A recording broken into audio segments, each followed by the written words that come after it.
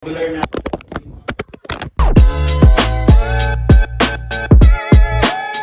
And we'll share the most general concepts about God's plan, about dating, based on a real life scenario na we'll keep it private, pero the general lesson and learnings that we have sa time namin with God, sa walk namin with God, we'll share it with you guys.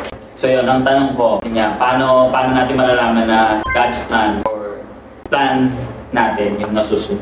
Sama ka dito, Inigo. Mayroon po. Ako. Ito, sama ka rin dito. Dito ka dyan sa likod niya.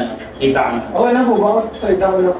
Welcome to God. Una, yun niya, ang pagkakaunawa ko, based sa pina-realize sa akin ni God. Pag plano mo, madalas to pinipilit. Gusto mo mangyari, abrupt.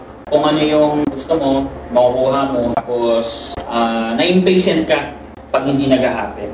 So, yun yung isa sa mga definition or signs na plano mo yun. Pero pag plano ni God, nakakagulat, syempre.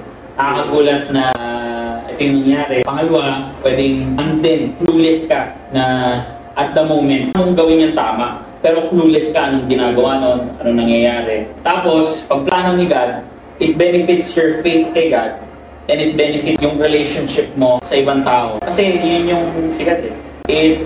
God gives life to everything. And sin, consequence ng sin or worldly things is death. Death in relationship and maraming bagay. Let's go!